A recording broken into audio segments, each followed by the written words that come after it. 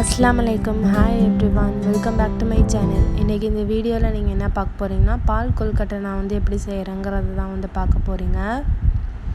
இதுக்கு ஒரு 1/2 கப் அளவுக்கு இடியப்ப மாவு எடுத்திருக்கேன். நீங்கள் ரைஸ் ஃப்ளவர் இருந்தாலும் ரைஸ் ஃப்ளவர் ஆட் பண்ணிக்கோங்க. தேவையான அளவுக்கு உப்பு ஆட் பண்ணியிருக்கேன். இதை நல்லா மிக்ஸ் பண்ணி விட்டுக்கோங்க. நம்ம உப்பை மிக்ஸ் பண்ணாமல் விட்டுட்டோன்னா உப்பு ஒரே இடத்துல தேங்கி நிற்கும். இப்போ கொல்கட்டைக்கு தேவையான பாலை நம்ம இப்போ ரெடி பண்ணிக்கலாம். நான் ஒரு 1/2 லிட்டர் பால் எடுத்திருக்கேன். இந்த மாவில் இப்போ தேவையான அளவுக்கு சுடுதண்ணி ஆட் பண்ணி ஸ்பூனை வச்சு மிக்ஸ் பண்ணிக்கோங்க. கை வச்சு மிக்ஸ் பண்ணிங்கன்னா கை பேர்ன் ஆகிடும்.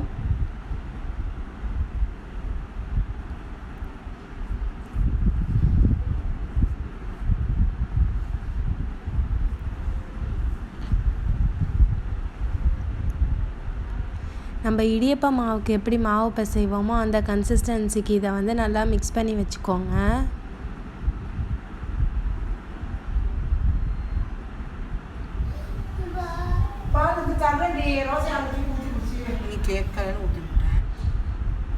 மாவு இந்த பதத்துக்கு இருக்கணும்.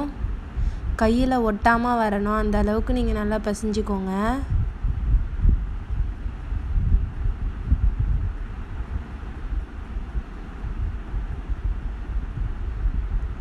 இதை நம்ம இப்போ சின்ன சின்ன பாலாக எடுத்து உருட்டிக்க போகிறோம். இதை பெருசாக போட்டால் உள்ளே வேகாதுங்கிறதுனால நம்ம சின்ன சின்னதாக பால் போட்டுக்கிறோம்.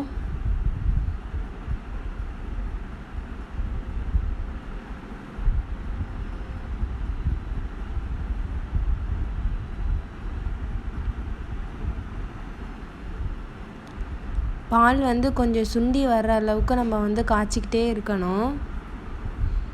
ரொம்ப ஹை ஃப்ளேமில் வச்சு பாலை பாயில் பண்ணாதீங்க. அது அடி பிடிச்சிருங்கிறதுனால லோ ஃப்ளேமில் வச்சே நீங்கள் பாயில் பண்ணுங்கள்.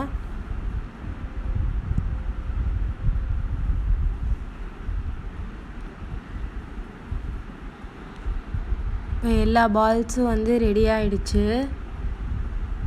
பால் கொஞ்சம் சுண்டினதுக்கப்புறம் இதை நம்ம அதில் ஆட் பண்ணி பாயில் பண்ண வேண்டியது தான்.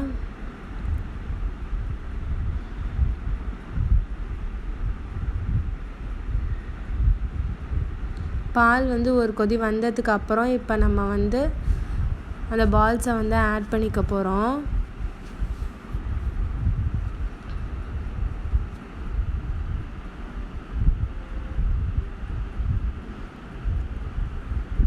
நம்ம போட்ட சைஸோடு அது டபுள் மடங்கு உப்பி வரும்.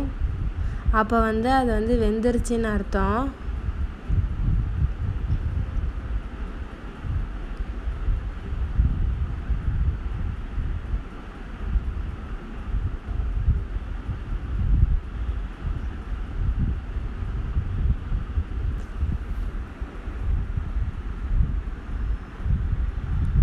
இப்போ ஒரு 5 டேபிள் ஸ்பூன் அளவுக்கு சுகர் ஆட் பண்ணிக்கிறேன்.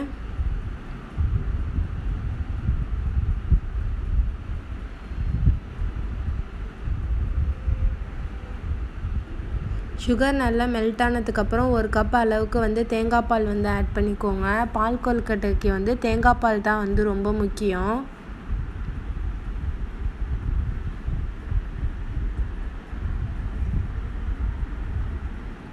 முன்னாடியே தேங்காய் பால் ஆட் பண்ணால் தெரிஞ்சிரும் அப்படிங்கிறதுனால நான் இந்த டயத்தில் தான் தேங்காய் பால் ஆட் பண்ணுறேன்.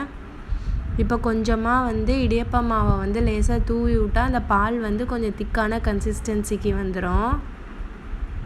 இதை ஒரு 5 மினிட்ஸ் பாயில் பண்ணிவிட்டு நீங்கள் ஸ்டவ் ஆஃப் பண்ணிடலாம். அவ்வளோதான், நம்ம கொல்கட்டை ரெடி ஆகிடுச்சு.